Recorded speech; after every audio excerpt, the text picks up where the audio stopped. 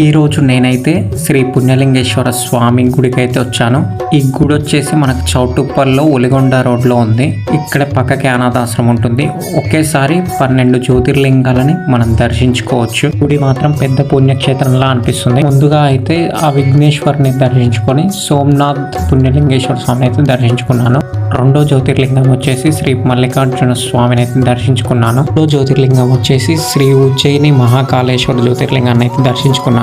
నాలుగవ జ్యోతిర్లింగం వచ్చేసి శ్రీ ఓంకారేశ్వర జ్యోతిర్లింగాన్ని అయితే దర్శించుకున్నాను. ఐదవ జ్యోతిర్లింగం వచ్చేసి శ్రీ వైద్యనాథ జ్యోతిర్లింగాన్ని అయితే దర్శించుకున్నాను. ఆరవ జ్యోతిర్లింగం వచ్చేసి శ్రీ భీమశంకర జ్యోతిర్లింగాన్ని అయితే దర్శించుకున్నాను. ఏడవ జ్యోతిర్లింగం వచ్చేసి శ్రీ రామేశ్వర జ్యోతిర్లింగాన్ని అయితే దర్శించుకున్నాను. భక్తులైతే తక్కువగానే ఊరు స్వామిని అయితే దర్శించుకొని 8వ జ్యోతిర్లింగం శ్రీ నాగేశ్వర జ్యోతిర్లింగాన్ని అయితే దర్శించుకున్నాను.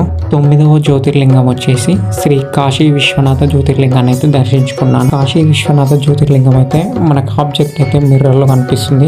మా ఊడు కూడా స్వామిని దర్శనం చేసుకున్నాడు. 10వ జ్యోతిర్లింగం వచ్చేసి శ్రీ త్రయంబకేశ్వర స్వామి జ్యోతిర్లింగం. స్వామి ఈడ కూడా మిర్రర్ లో కనిపిస్తాడు. 11వ జ్యోతిర్లింగం వచ్చేసి శ్రీ కేదారేశ్వర స్వామిని అయితే దర్శించుకున్నాను. గుడిని అయితే చాలా బాగా కట్టారు. ఒకేసారి మనం అయితే 12 జ్యోతిర్లింగాలను అయితే దర్శించుకోవచ్చు పక్క రాష్ట్రాలకు పోకుండా. నేనైతే ఇక లాస్ట్ గానైతే శ్రీ కృష్ణేశ్వర జ్యోతిర్లింగాన్ని అయితే దర్శించుకున్నాను. ఇంతటితో 12 జ్యోతిర్లింగాలను అయితే దర్శనం అయితే కంప్లీట్ అయిపోయింది. లాస్ట్ గా శ్రీ పుణ్యలింగేశ్వర స్వామిని అయితే దర్శించుకుందాం. ఈ రోజు అయితే గుడి ఎంతో ప్రశాంతంగా ఉంది.